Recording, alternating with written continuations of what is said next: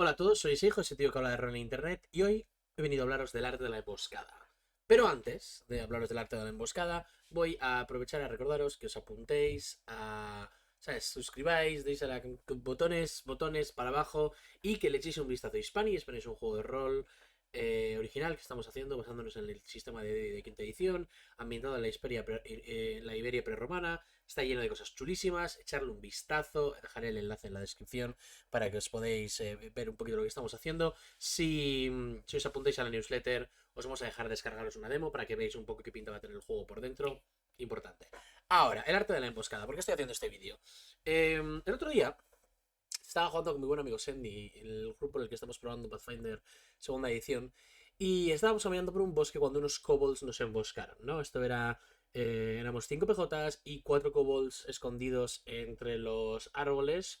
Nos lanzaron jabalinas y nos dispararon de absolutamente ninguna parte. Hubo un breve intento de percibir por parte de nuestro explorador, pero creo que fracasó. O sea, notó la presencia, pero no localizó a las criaturas antes de que nos dispararan. Y después de comernos unos flechazos y unos jabalinazos y tener a uno de ellos, uno de los personajes temblando, hubo un poco de curación, hubo un par de cosas de PJ y 2 turnos después los kobolds eran no more, no había más kobolds. Y en ese sentido, después de la pelea, después de la partida, el máster Sandy nos contó un poco, no sé si frustrado o echándose las manos a la cabeza, lamentándose, que no habíamos dado ni un solo paso en toda la pelea. Nuestros personajes no se habían movido.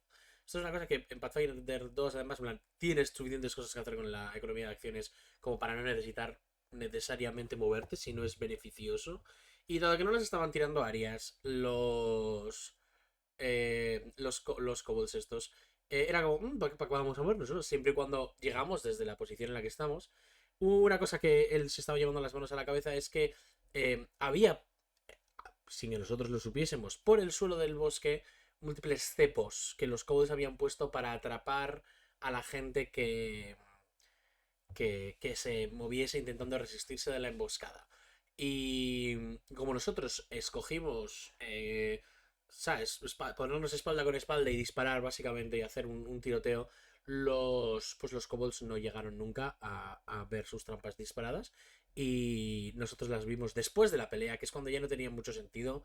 O sea, no nos importó, no importó tanto de cara a la resolución de la pelea. Entonces, fue un encuentro muy sencillo porque por pura chiripa cósmica evitamos las trampas. Y vengo a decir aquí, ¿lo evitamos por pura chispa cósmica o lo evitamos porque los kobolds cometieron una cagada? Nosotros en sí, con la información que teníamos, considero que no hicimos ninguna decisión incorrecta. Y a nivel de diseño de encuentro, el de encuentro que nos planteó ese día es un encuentro clásico y perfectamente razonable, en el que unas criaturas más débiles que la party les emboscan y aprovechan el factor sorpresa y la posibilidad de esconderse eh, para hacer una emboscada. Sin embargo, yo creo que hay un par de detalles sobre cómo plantear emboscadas en partidas de D&D, de Pathfinder, en partidas de juegos de rol así, con cierto elemento táctico, porque que tienen, o sea, se les puede sacar más chicha y necesitan ser así porque si no son decepcionantes. Y me voy a explicar. Una emboscada tiene... tácticamente es por supuesto la opción de, ¿sabes? Una estrategia basada en un ataque por sorpresa a un enemigo desprevenido. Eso es una emboscada. Sin embargo, narrativamente las emboscadas tienen varios propósitos. Lo primero de todo es que transmiten una sensación de peligro, de que tienes que vigilar por dónde vas, transmiten una sensación de que no eres bienvenido en un sitio y eso por un lado. Transmiten por otro lado una sensación de tensión, es una situación desfavorable de la que tienes que intentar salir. Y tercero, transmiten la concepción de un enemigo inteligente, suficientemente inteligente como para saber que maybe ir de cara no es la mejor opción y que una emboscada es una forma mucho más... igual inteligente no es la palabra, igual la palabra que estoy buscando es astuto, un enemigo astuto. Entonces, esos son los tres propósitos narrativos que cumple una emboscada. Es meter al grupo en problemas, transmitir que el área no es segura y que hay que tener cuidado, y transmitir que el enemigo es astuto. Es indispensable que para transmitir que el área es peligrosa y para transmitir que el enemigo es... que el enemigo hay que tenerlo en cuenta, o sea, perdón, y para meter el grupo en problemas, para meter una tensión, es importante que la emboscada sea un encuentro difícil. Pero para representar, jeje, que el enemigo es astuto, es importante que el enemigo sea una vez resuelves su situación táctica, más débil que un PJ. Esto es así. O sea, si sois un grupo de personajes de nivel 3 y yo os embosco con ogros, ¿no? Eh, cada ogro que participa en la emboscada es más fuerte, probablemente, que un personaje de nivel 3. Eso no va. Eso es una emboscada a nivel táctico, pero narrativamente eso es una putada cósmica, es una pelea de boss casi casi. Las emboscadas solo se sienten justas si es una criatura que tú sabes a ciencia cierta que le podrías en un 1 para 1 o cualquier personaje de tu nivel, y de repente ellos utilizan más táctica y más astucia y más tejemanejes para partirte la putísima cara y hacerte sudar. Esa es la magia fantástica de la emboscada. Eso es lo que, cuando hablamos de una emboscada, eso es lo que mola que suceda o lo que es narrativamente satisfactorio. Porque no es una criatura poderosa partiéndote la cara, es una criatura más débil que tú partiéndote la cara gracias a su astucia. Entonces eso es muy importante. Pero también quiere decir que esas criaturas tienen que ser astutas. Porque si no hay un peligro, si solo son 4 kobolds disparando desde detrás de unas piedras y el mago va a tirar bola de fuego y ya está. Eso no ha sido una emboscada, ha sido algo extraño que ha pasado, pero no ha sido, nadie ha estado en verdadero peligro, ¿no?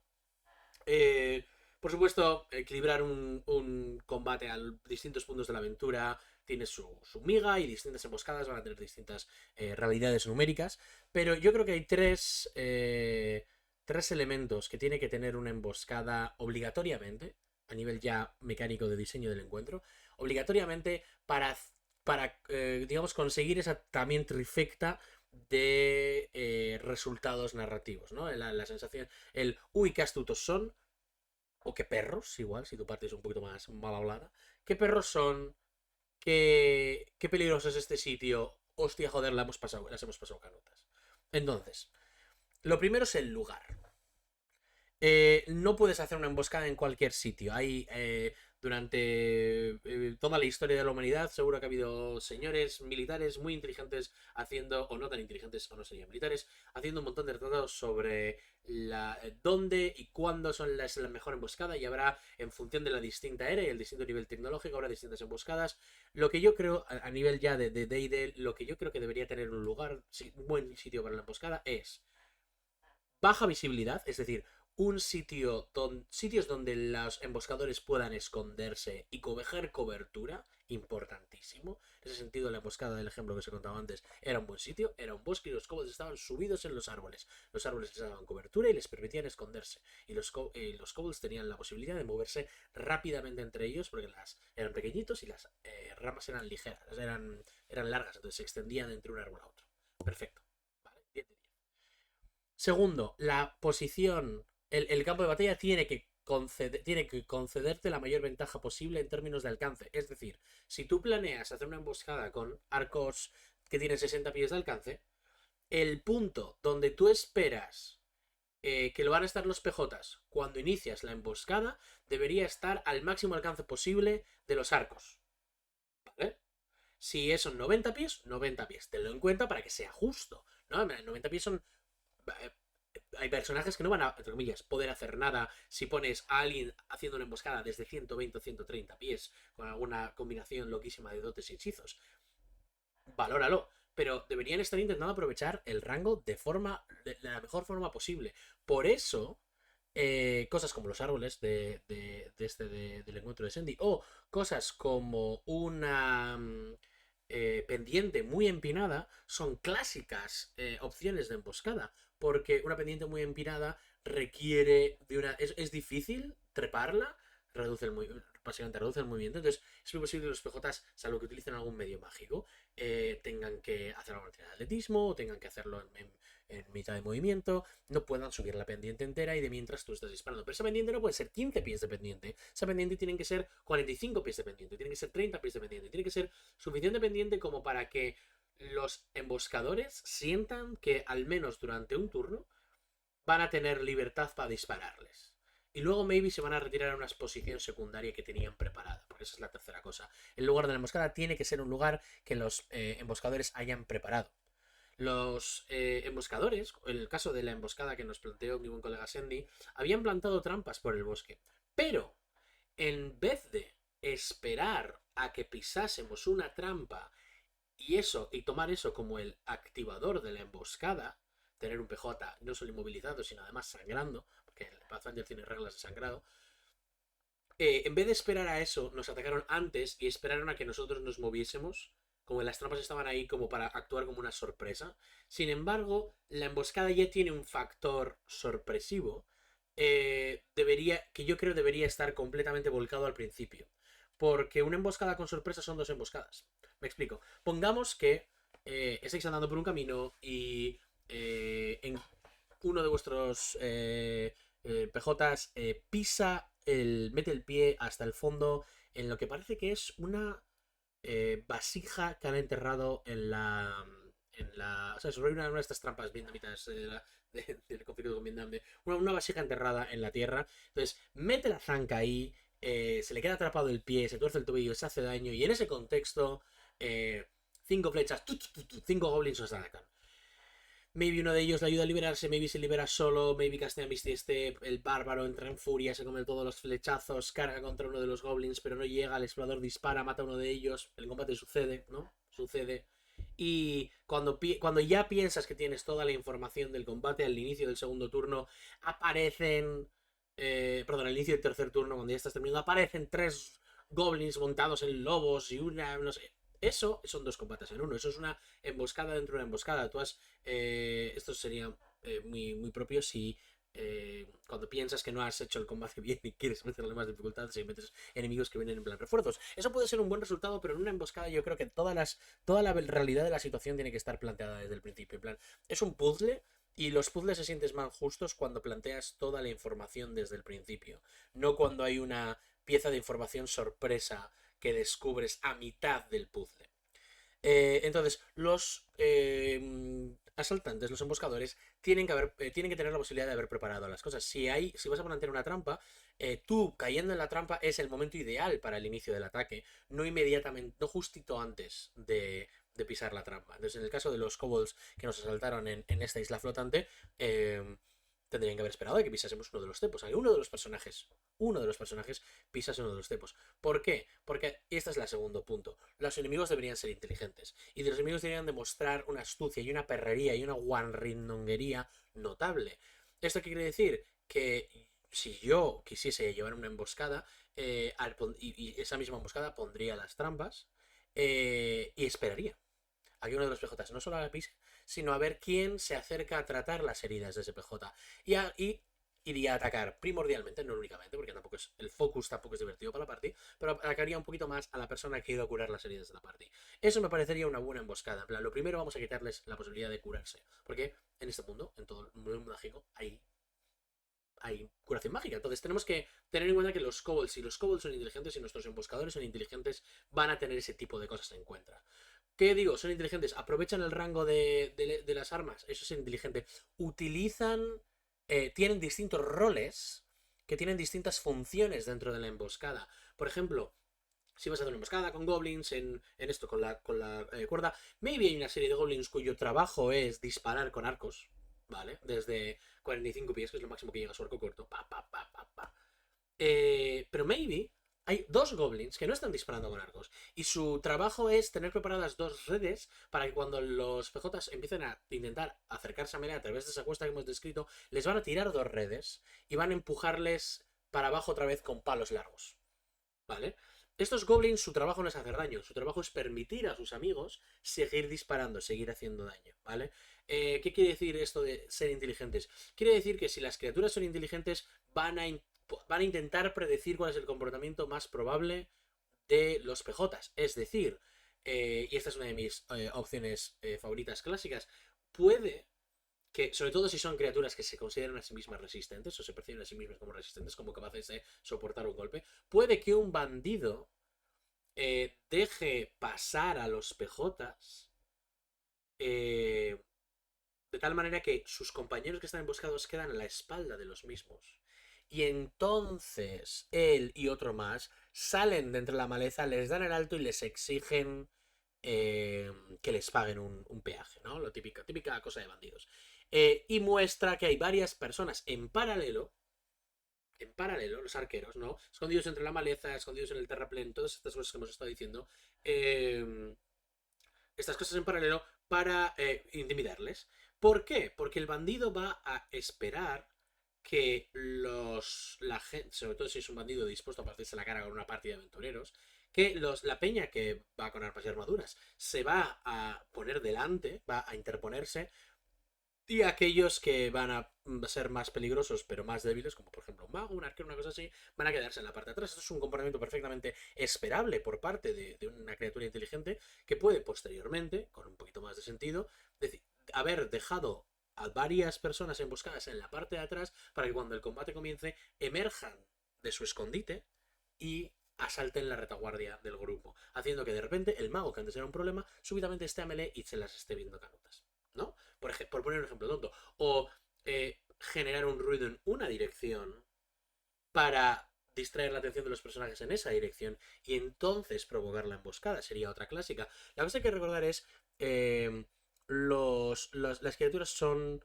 tienen que ser tan inteligentes como tienen que ser. Yo te digo que tengan aquí un tratado táctico cósmico de todo lo que los personajes pueden hacer, pero ciertas asunciones naturales sobre el mundo son razonables, ¿no? En plan, echarle las redes que requiere una tirada de atletismo al bárbaro, maybe no es la mejor idea del mundo, pero si son unas redes que requieren una tirada de destreza, por el motivo que sea, maybe igual sí. Maybe te aseguras, se las tiras al clérigo, que tiene pinta de ser más torpe, en vez de al pícaro. Maybe no es la... Si tú eres una criatura muy débil, empujar una piedra colina abajo es más difícil que si eres una criatura más fuerte.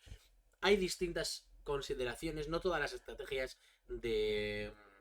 No todas las estrategias en una emboscada son igual de válidas, tienes que encontrar cuáles son las buenas para ti. Adicionalmente, considero que una criatura inteligente empieza una emboscada con confusión.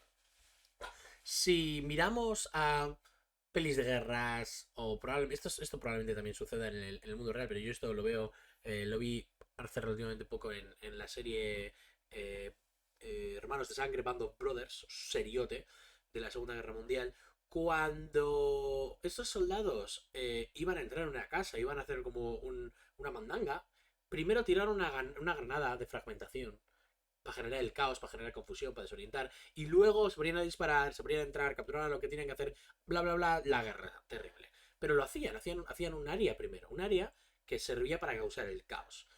Sin un ataque en área que genere algún tipo de dificultad, como pueda ser una nube de gas, o de gas venenoso, si quieres ponerte en plan crímenes de guerra, una explosión de luz que ciega temporalmente, un hechizo que les atrapa a todos ellos, las redes de las que hemos hablado, una piedra rodando que es como ¿sabes? Te obliga a reposicionarte para intentar evitarla. Ese tipo digamos, de aperturas que afectan a todo el grupo de víctimas por igual o de forma muy similar, son excelentes aperturas de emboscada porque generan el caos. Y en mitad del caos es cuando empiezas tu ataque. Entonces, ¿cómo luce para mí la emboscada perfecta? ¿Vale? No la emboscada perfecta en el término de cuál es la forma más óptima de matar a mis personajes, porque no es eso lo que quiero, sino cuál es la emboscada que me parece aporta la mayor, o el estilo de emboscada que aporta la mayor cantidad de desafío a unos PJs que quieren ser desafiados en combate, por supuesto, y la mayor sensación de o estos enemigos son astutos, o estamos jodidos, mierda, este sitio es peligroso, tenemos que andar con cuidado. Esas tres ideas, ¿no? ¿Cuál es la mejor forma de transmitirlas a través de una emboscada? Lo primero de todo, la emboscada empieza con una combinación de una situación inutilizante para un personaje y el caos para los demás. ¿Qué es esto? Esto puede ser, si esto es una emboscada que sucede sobre todo en un sendero o en un camino, o en una mazmorra que está como, y es un lugar específicamente preparado para eso. Esto es un personaje cayendo en una trampa de algún tipo. Para mí, un clásico, el agujero en el suelo con maybe pinchos debajo si te pones muy, muy fartongo. Y algo disruptivo que genere el caos. Si tienes magia a tu disposición, un casteo de oscuridad mágica sobre todo el mundo menos el tío que está en la trampa. Si no, hay un hechizo de nivel 1 que es nube de niebla. También otro clásico, generar dificultades para que el grupo sepa exactamente lo que está pasando. Si quieres ir más tecnológico, algún tipo de un frasco de grasa que provoque tiradas de resbalones y tira gente al suelo. Directamente una explosión mágica o una granada de algún tipo, gas venenoso, algo que genere el caos en la gente que está siendo emboscada. Inmediatamente después, desde máxima distancia, pero siendo razonables, esto es decir, no me cogería un arco con 120 pies de rango para hacer esto, sino que escogería probablemente algo de más corta distancia, pero aún así razonable. Estoy pensando en 60 pies, quizá 45.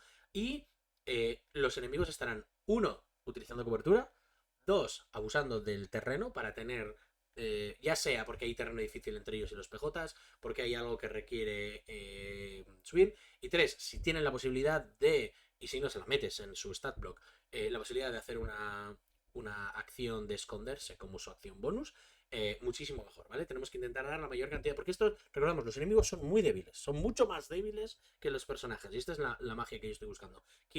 Esto es un poco los kobolds de Tucker, pero sin ser un gilipollas. Quiero que los enemigos, los PJs, sufran un poco a manos de enemigos muy débiles, pero al final acaben ganando, porque los PJs tienen muchos recursos. Los personajes tienen Misty Step, tienen bola de fuego, tienen el Blast, donde tu rango, el rango razonable del que estamos hablando son entre 45 y 60 pies, los personajes tienen 120 pies de rango, ¿vale? Sí que es cierto que la gente melee va a tener más problemas, pero, ¿sabes? Joder, que se compren un arco, ¿y ves?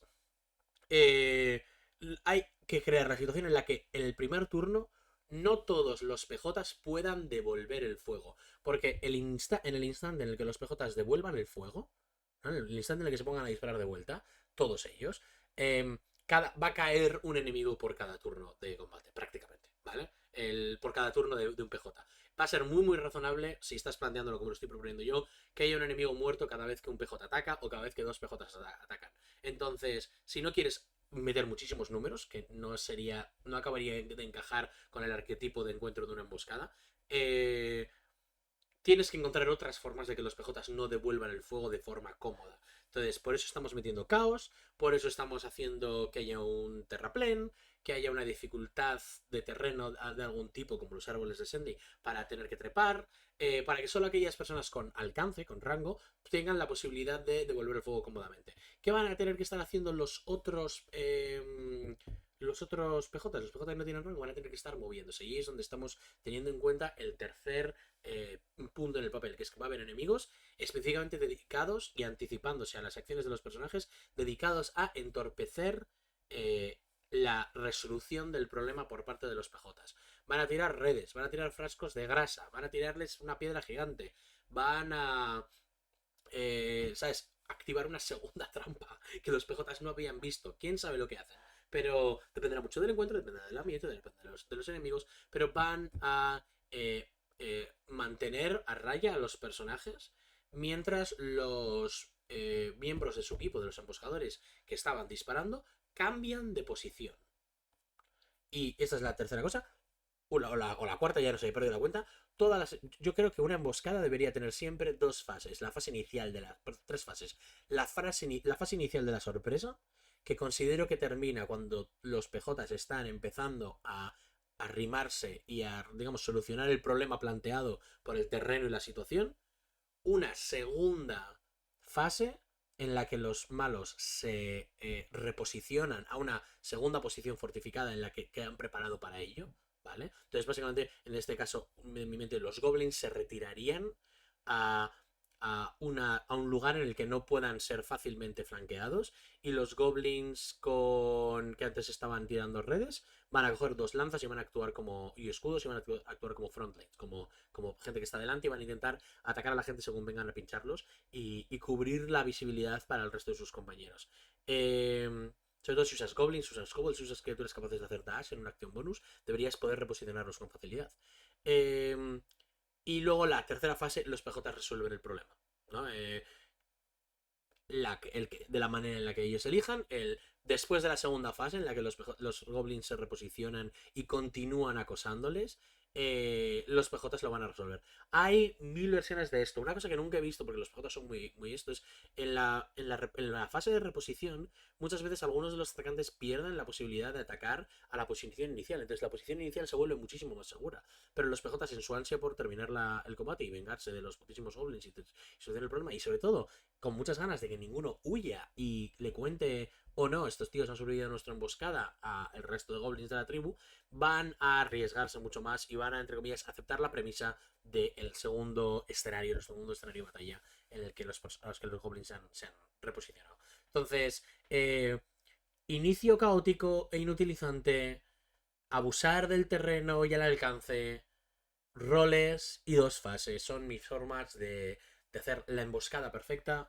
Me gustaría saber qué opináis vosotros, porque esto no es un estilo de juego que todo el mundo aprecie, que todo el mundo disfrute. Gente que prefiere combates un poquito más sota caballo rey, un poquito más un monstruo gordo que está aterrorizando, entonces tú vas y le plantas cara, o soléis tender igual a darle más iniciativa a los personajes.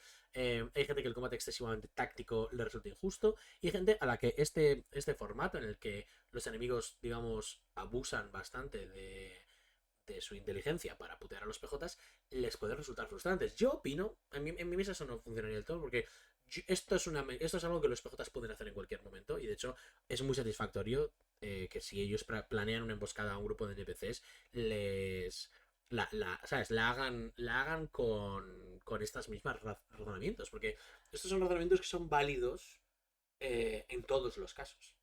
¿No? Una buena emboscada es una buena emboscada independientemente en qué lado estés. Y eso es todo. Este es el vídeo de hoy sobre emboscadas, sobre cómo hacer encuentros de emboscada. Espero que os haya gustado, espero que no haya resultado igual excesivamente táctico. Igual tendría que haber hecho un mapa como con dibujitos representando la cosa, ahora que lo pienso. Pero no me apetece, entonces no lo he hecho.